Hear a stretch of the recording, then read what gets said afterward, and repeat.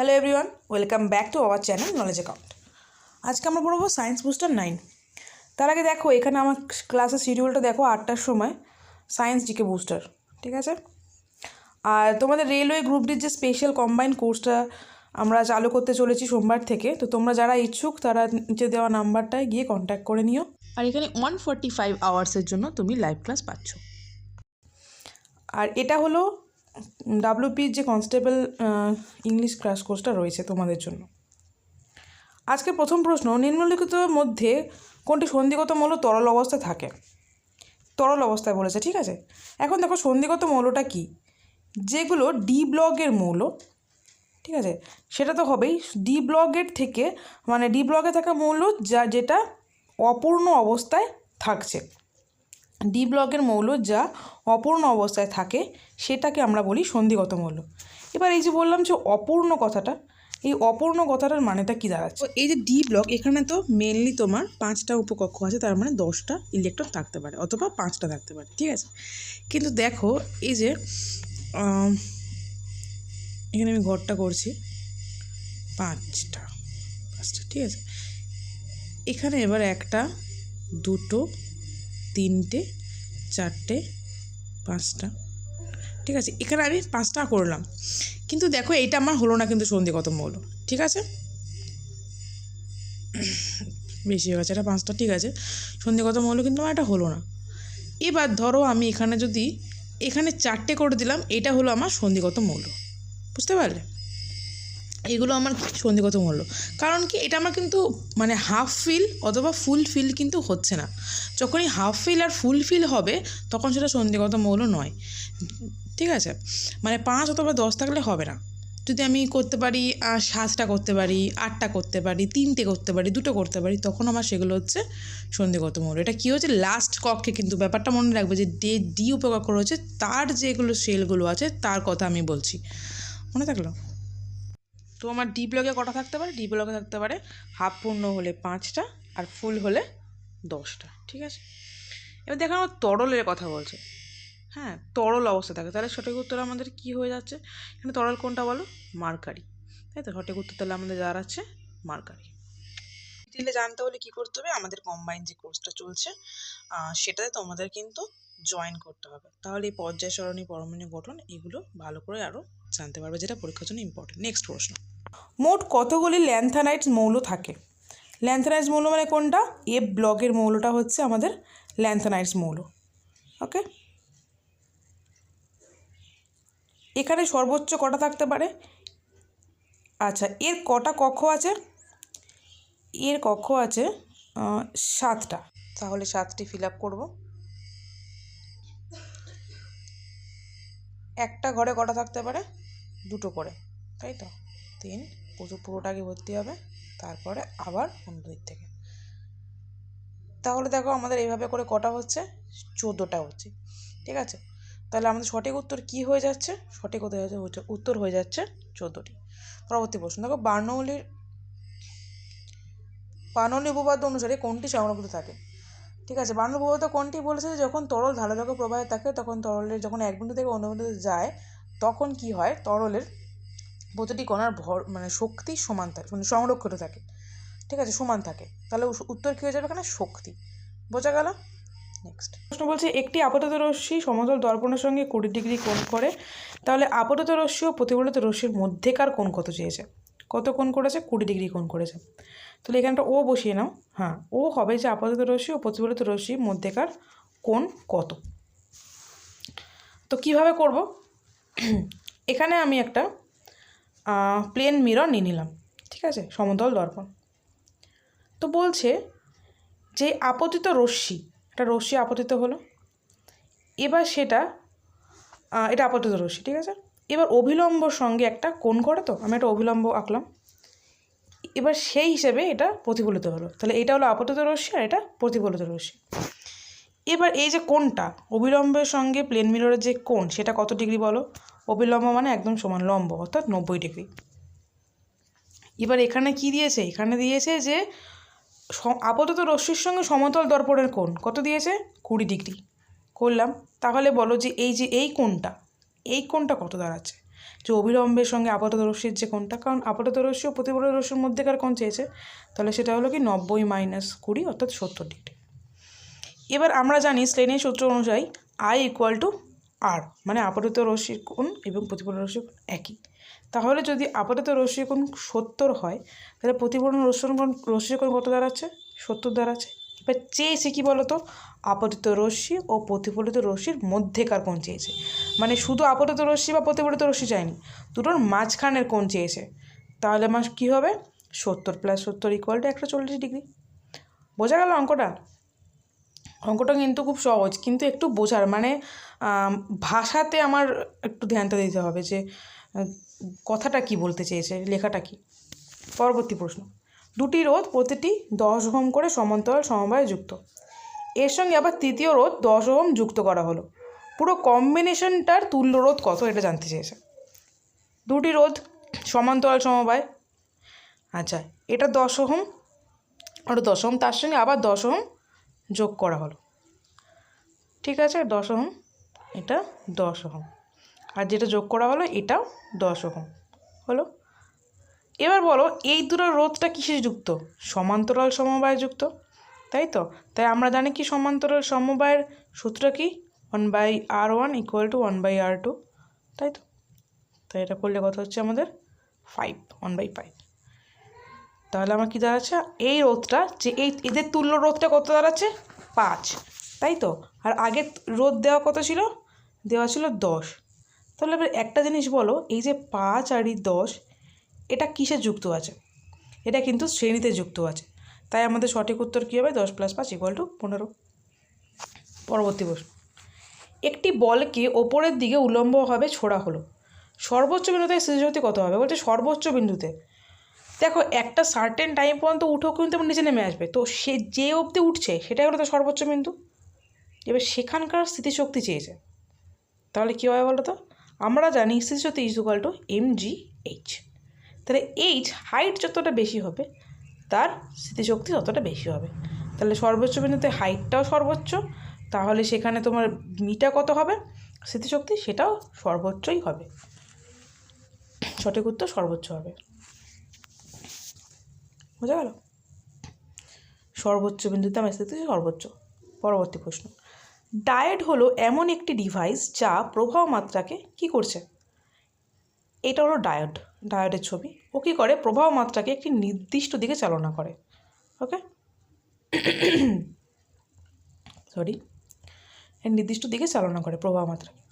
পরবর্তী প্রশ্ন, নিম্নলিখিতগুলির মধ্যে বায়ুতে কোন নিষ্ক্রিয় গ্যাস অধিক পরিমাণে থাকে? ভালো করে লক্ষ্য করো, এটা কিন্তু নিষ্ক্রিয় গ্যাস বলেছে, কোন গ্যাস অধিক পরিমাণে থাকে সেটা বলেনি, নিষ্ক্রিয় গ্যাসটা জানতে চেয়েছে। তো প্রথমে দেখো অপশানে অক্সিজেন তো হবেই না, বাদ বাকি তিনটে তোমার নিষ্ক্রিয় গ্যাস, কিন্তু এর মধ্যে কোনটা হবে? এর মধ্যে যেটা হবে সেটা হচ্ছে আর্গন। এবার বলো বায়ুতে সব থেকে কোন গ্যাস বেশি থাকে? নাইট্রোজেন, তারপরে অক্সিজেন, এবং তারপরে আরও অন্যান্য গ্যাসগুলো থাকে, এটা সবথেকে বেশি পরিমাণে থাকে। বোঝা গেল? নেক্সট, 6 অ্যাম্পিয়ার প্রবাহ মাত্রা 5 মিনিটে প্রবাহিত হলে আধানের পরিমাণ কত? আচ্ছা, আধান ইকুয়াল টু কি? কিউ ইকুয়াল টু আইটি, মানে টাইম এবং প্রবাহ মাত্রা। তাহলে এখানে আই কত আছে? 6, আর এটা দেখো মিনিটে আছে, তাই তো? মিনিটটাকে কী করতে হবে? সেকেন্ডে কনভার্ট করতে হবে, অর্থাৎ 60 দিয়ে গুণ করতে হবে। তাহলে আমার কত দাঁড়াচ্ছে? 1800 সি, অর্থাৎ কুলম্ব। আধানের পরিমাণ আমরা কী দিয়ে মাপি? কুলম্ব দিয়ে মাপি। বোঝা গেল? নেক্সট প্রশ্নতে কি বলছে? কোন আলোর শক্তি সব থেকে বেশি? কি হবে? যে আলোর ওয়েভলেন্থ তোমার বেশি হয় তার শক্তি কম হয়, যার ওয়েভলেন্থ বেশি তার শক্তি কম। তাহলে কার ওয়েভলেন্থ বেশি? আমরা যদি ভিগার অনুযায়ী দেখি তাহলে দেখব লালের ওয়েভলেন্থ সব থেকে বেশি হয়, তাই কি হয়? লালের শক্তি কিন্তু সব থেকে কম হচ্ছে। এবার যদি ভিগোর আমি ফার্স্টে দেখি কী আছে? ভায়োলেট আছে, তো ভায়োলেটের পরে কী আছে? আমার ইন্ডিগো আছে, তাই তো? তো এখানে তার মানে এই সিরিজ অনুযায়ী তাহলে আমার কার শক্তি সব থেকে বেশি হচ্ছে? এখানে সিরিজ অনুযায়ী আমার যেটা সব থেকে বেশি হচ্ছে সেটা হচ্ছে নীল আলো। তাহলে এর নীলের ওয়েভলেন্থ কম কিন্তু শক্তি, তাহলে সঠিক উত্তর কী হয়ে যাবে? নীল আলোর শক্তি সব থেকে আমার বেশি। চলো নেক্সট কোয়েশ্চেন। পরবর্তী প্রশ্ন কি বলছে, ভিটামিন সি কোন খনিজকে শোষণ করতে সাহায্য করে? যে মিনারেলসগুলো আমরা খাই সেটাতে ভিটামিন তো কনজার্ভ করে, তো সেটাই বলছে যে কোন খনিজকে ভিটামিন সি শোষণ করতে সাহায্য করে, অ্যাবজর্ব করে। সঠিক উত্তর কী হবে? লোহা। আর এই লোহা এবং ভিটামিন সি কিন্তু দুধে থাকে না, তাই দুধকে আমরা সুষম ডায়েট বলতে পারি না, সুষম খাদ্য বলতে পারি না। পরবর্তী প্রশ্ন, সাদা কালো ফটোগ্রাফিতে কি ব্যবহার করা হতো? যখন সেই সাদা কালো পিকচারগুলো উঠতো তখন সেটাতে ব্যবহার কী করা হতো? সঠিক উত্তর কী হবে? Silver bromide. পরবর্তী প্রশ্ন, অনক্রমতার জনক কাকে বলে? অনক্রমতাকে কি বলা হয়? ইমিউনোলজি। ঠিক আছে, তো এর জনক কাকে বলে? সঠিক উত্তর কী হয়ে যাবে? সঠিক উত্তর হয়ে যাবে আমাদের ইমিউনোলজি, এডওয়ার্ড। সঠিক উত্তর আমাদের হবে হচ্ছে এডওয়ার্ড জেনার, যিনি স্মল পক্স ভ্যাকসিন আবিষ্কার করে। পরবর্তী কি প্রশ্ন কি বলছে, সমযোজী বন্ধনের উদাহরণ কোনটি?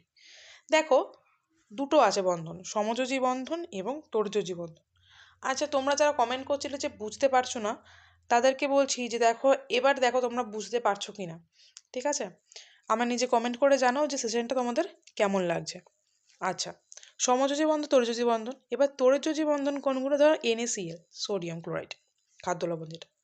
এটাকে যদি আমি ভাঙি, সোডিয়ামের 11টা, লাস্ট কক্ষে থাকে একটা, ক্লোরিনের 17টা, লাস্ট কক্ষে থাকে 7টা। হলো, এবার ও কী করো, ওই একটা ওকে দিয়ে দিয়ে, ক্লোরিনকে দিয়ে দিয়ে ও ভাবে আমি নিস্তরিত হয়ে বসে থাকবো, আমার অষ্টক পূর্ণ হলেই হচ্ছে। আর ও ভাবে আমার অষ্টক পূর্ণ করতে হবে, তাই আমি ওর থেকে নিয়ে নেবো। তো পুরোপুরি ওরা দিয়ে দেয়, ওদের মধ্যে আর কোনো রিলেশন নেই, জাস্ট ও দিয়ে দিল, ও নিয়ে নিল, ব্যাস। কিন্তু যারা সমযোজিত থাকে, যেমন আমাদের এখানে সঠিক উত্তর হবে CHCl3। তো এটা আমি দেখবো কার্বন, আর ওরা কি করে, মানে একটা থাকবে, ওরা দুজনে মিলে ইউজ করে যখন যার দরকার হচ্ছে। ঠিক আছে, তো এখানকার যেটা সঠিক উত্তর সেটা হচ্ছে CHCl3। তো কী করবে, কার্বনের 4টে হাত আমরা জানি, পরে H আর নিচে 3টে Cl। তো হাইড্রোজেনের কটা থাকে পরমাণু? একটা থাকে। ইলেকট্রন কটা থাকে? একটা থাকে।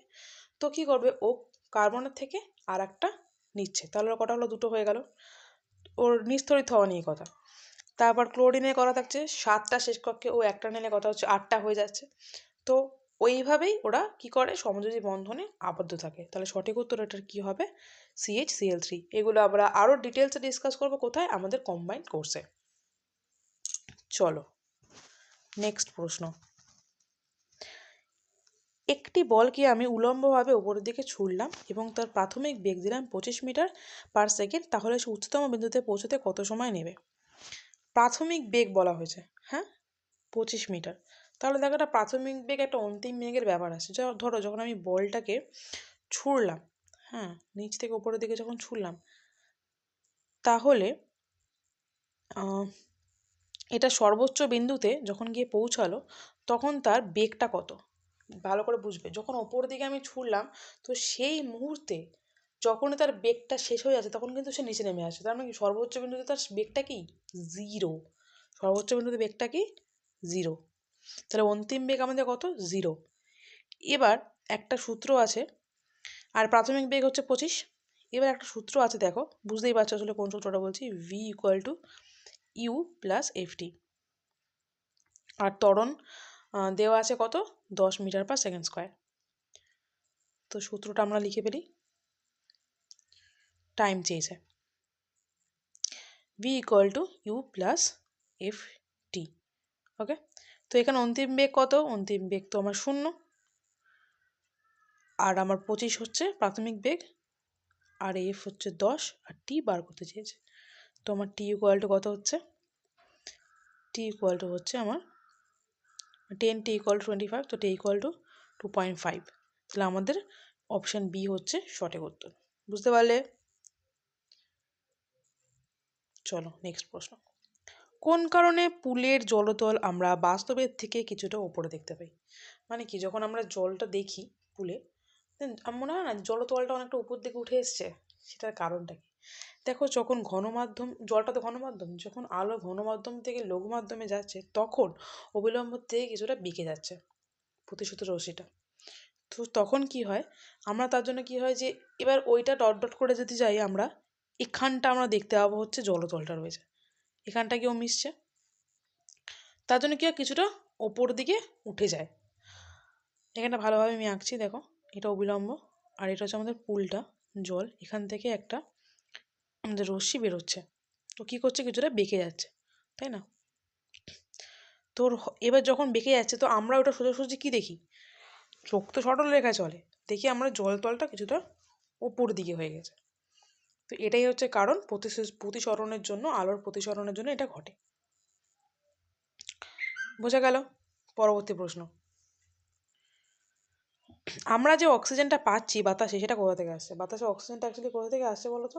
সালোক সংশ্লেষের ফলে যেটা আসছে সেটাই হচ্ছে আমাদের বাতাসের অক্সিজেন। তো এই সালোক সংশ্লেষের ফলে অক্সিজেনটা আমরা কোথা থেকে পাচ্ছি?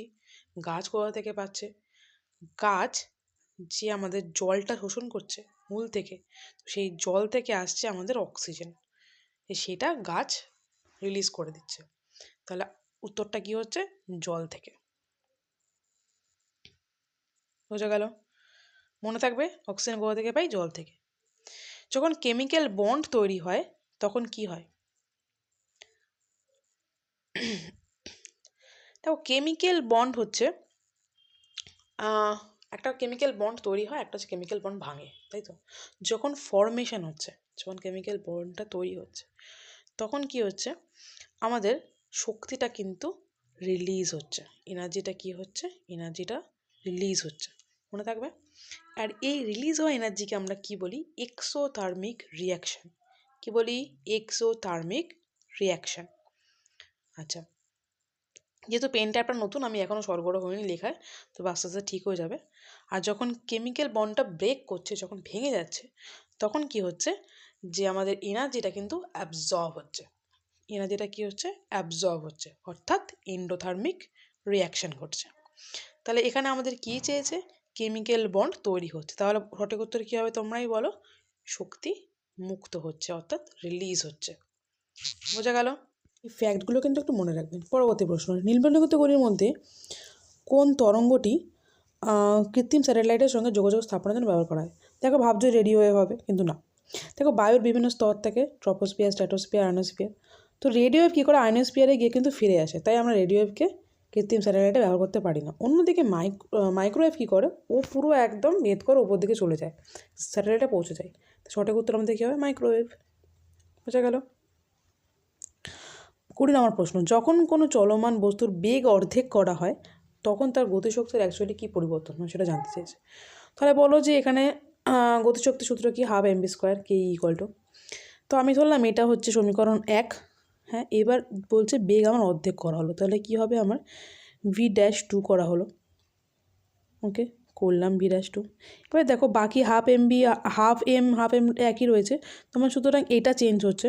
তো অ্যাকচুয়ালি দেখো, v² তোমার v²/2, তাই তো? সেটা তো দাঁড়াচ্ছে। তো আমি কি করছি, এই v² আমি এই জায়গাটায় লিখছি। এবার এইটা যেটা মানে ছিল সেটা ke, তার মানে আমাকে দাঁড়াচ্ছে কত? ke দাঁড়াচ্ছে কিন্তু v/4। তাহলে আমার গতিশক্তি কত পরিবর্তন হলো? 1/4 হয়ে গেল। তো আমার গতিশক্তি কত হলো? 1/4 হলো। তাহলে অপশান এ হচ্ছে সঠিক উত্তর, গতিশক্তি 1/4 হয়ে যায়। বোঝা গেল? 1/4 হয়ে যায়। নেক্সট প্রশ্ন, এর মধ্যে কোনটি nitrogen fixing bacteria? Nitrogen fixing মানে কি? এমন কিছু ব্যাকটেরিয়া থাকে যারা বাতাসের নাইট্রোজেনকে প্রথমে অ্যামোনিয়া তৈরি করে, সেখান থেকে নাইট্রেট এবং নাইট্রাইট তৈরি করে, NO2 তৈরি করে, ঠিক আছে? তো এই ঘটনাটাকে আমরা কি বলছি? Nitrogen fixation. কি বলছি? Nitrogen fixation. এই বাতাসের নাইট্রোজেনটাকে ভেঙে ফেলাটাকে। তো এই কাজে সাহায্য করে কে? এই রাইজোবিয়াম নামক ব্যাকটেরিয়াগুলি, যেগুলো লেগিউম উদ্ভিদের মূলে দেখতে পাওয়া যায়। এটাকে একদিন আমি একটা প্রশ্ন করেছিলাম এই নিয়ে। 22 নম্বর প্রশ্ন, নিম্নলিখিতগুলির মধ্যে কোনটি ডিএনএ এবং আরএনএতে থাকে এবং যেটার পিউরিন ডেরিভেটিভ দ্বিবন্ধনযুক্ত? দ্বিবন্ধনযুক্ত বলেছে, এটা কিন্তু খেয়াল রাখবে। আর পিউরিন ডেরিভেটিভ বলেছে। তাহলে দেখো, এই যে ডিএনএ এবং আরএনএতে কি থাকে? ডিএনএ এবং আরএনএতে থাকে হচ্ছে 3টে, আমি ভাগে ভাগ করতে পারি এটাকে। সেটা হচ্ছে নাইট্রোজেন বেস, ঠিক আছে, আর হচ্ছে আমার সুগার থাকে, আর একটা থাকে ফসফেট। নাইট্রোজেন বেস,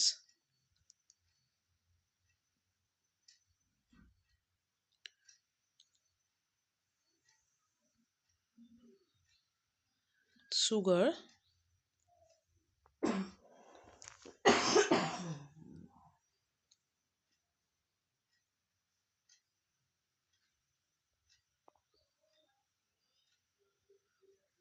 থেকে ফসফেট।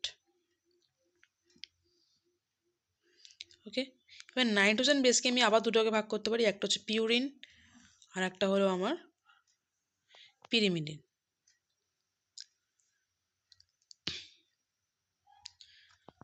সুগারকে আমি দুটোকে ভাগ করি কি, একটা হচ্ছে রাইবোজ সুগার যেটা আরএনএতে থাকে এবং একটা হচ্ছে ডিরাইবোজ সুগার যেটা অক্সিজেন এই ডিএনএতে থাকে, ডিঅক্সিজেনেট অ্যাকচুয়ালি হলো। এবার এখানে পিউরিন আর পিরিমিডিন বলেছে, আর চেয়েছে কি বলতো পিউরিন ডেরিভেটিভ। এবার পিউরিন কোনগুলো, অ্যাডেনিন আর গুয়ানিনটা হচ্ছে আমার পিউরিন, আর সাইটোসিন, থায়ামিন, ইউরাসিল এগুলো হচ্ছে সব পিরিমিডিন। আচ্ছা, ইউরাসিল কোথায় থাকে, আরএনএতে থাকে। দেখো এরা হচ্ছে অ্যাডেনিন গুয়ানিন দ্বিবন্ধনযুক্ত, থায়ামিন, ইউরাসিল এটা হচ্ছে সব ত্রিবন্ধনযুক্ত। এখানে চেয়েছে কি দ্বিবন্ধন, সুতরাং উত্তর হবে কি গুয়ানিন। তারপরে প্রশ্ন, কোনো বস্তুর অ্যাটমিক মাসকে কী দিয়ে প্রকাশ করা যায়, সঠিক উত্তরে কী হবে AMU। তাহলে 1 AMU equal to 1.6737 into 10⁻⁻24 gram. Pyrometer দিয়ে কি মাপা হয়, বলো পাইরোমিটার দিয়ে আমরা কী মাপি, সূর্যের তাপ মাপি, তাই তো, সূর্যের তাপ। তো সঠিক উত্তর আমাদের কি হয়ে যাচ্ছে, অপশান বি, অতি উচ্চ উষ্ণতা। ওকে, নেক্সট প্রশ্ন, নিম্নলিখিতগুলির মধ্যে কোনটার আয়নন শক্তি সব থেকে বেশি। তাহলে এখন জানতে হবে আয়নন শক্তি জিনিসটা কি। আয়নন শক্তি জিনিসটা হচ্ছে এই যে নিউক্লিয়াস P+N এর মধ্যে রয়েছে, এর চারপাশে কী ঘুরে বেড়াচ্ছে, নির্দিষ্ট কক্ষপথে ইলেকট্রন ঘুরে বেড়াচ্ছে। তো দেখো এই সব থেকে বাইরের যে ইলেকট্রনটা রয়েছে, বাইরের কক্ষপথে যে ইলেকট্রনটা রয়েছে সেটা ছেড়ে দেওয়ার, সেটা ত্যাগ করে ফেলার যে শক্তিটা, সেটাই হচ্ছে আয়নন শক্তি। বোঝা গেল কি বললাম। তো বলছি এটা কার মধ্যে সব থেকে বেশি পরিমাণে থাকে। আচ্ছা পরপর দেখা কোনগুলো, প্রথমে থাকে S, তারপরে থাকে P, তারপরে থাকে D, তারপরে থাকে F, এগুলো সবগুলো উপকক্ষ, ঠিক আছে। এগুলোর মানে এসে থাকে দুটো ম্যাক্সিমাম, পিতে থাকে 6টা, ডিতে থাকে 10টা, এফে থাকে হচ্ছে 14টা, সবগুলো হাফ লাইফ করে রয়েছে। এবার যার এই হাফ লাইফটা মানে হাফটা পূর্ণ হয়ে যাচ্ছে তার কিন্তু শক্তিটা বেশি থাকে। কি বললাম বুঝতে পারলে। বোরনের দেখো 5, তাই তো, বোরনের দেখো লাস্ট কক্ষে রয়েছে, পি উপকক্ষে একটা রয়েছে। তারপরে ধরো নাইট্রোজেন, নাইট্রোজেনের কত বলো 7, তাহলে 1s2 2s2 2p3, তাই তো। এটা কিন্তু হাফ হয়ে গেল কারণ ওর পুরো কত থাকে 6, এটা হচ্ছে তার হাফ মানে 3। তারপর অক্সিজেন, অক্সিজেন কত বলেছে, অক্সিজেন বলছে 1s2 2s2 2p4, এটা বেশি। এবার দেখা যাচ্ছে কি, দেখো যদিও অক্সিজেন হচ্ছে বড় নাইট্রোজেনের থেকে, ওর একটা আয়নন শক্তি বেশি হওয়ার কথা ছিল, কিন্তু যেহেতু ও হাফ হয়ে আছে মানে অর্ধেক হয়ে আছে, 3 হয়ে আছে, তার জন্য এটা সঠিক উত্তর কী হয়ে যাবে, নাইট্রোজেন। বোঝা গেল আমার কথা, যে আয়নন শক্তি কেন নাইট্রোজেনের বেশি, হিসেব মতো অক্সিজেনের বেশি হওয়ার কথা, কিন্তু এখানে যেহেতু নাইট্রোজেনটা হাফ হয়ে আছে, হাফ 3 হয়ে আছে লাস্ট কক্ষে, তার জন্য এটা নাইট্রোজেন সঠিক উত্তর হয়ে যাচ্ছে। বোঝা গেল। তো এটাই ছিল আমাদের আজকের শেষ প্রশ্ন, ঠিক আছে। আচ্ছা, তো ভিডিওটি ভালো লাগলে তোমরা লাইক এবং শেয়ার করো, আর কমেন্ট করে জানাও কেমন লাগলো। চ্যানেলটি সাবস্ক্রাইব করো যারা এখনও করোনি।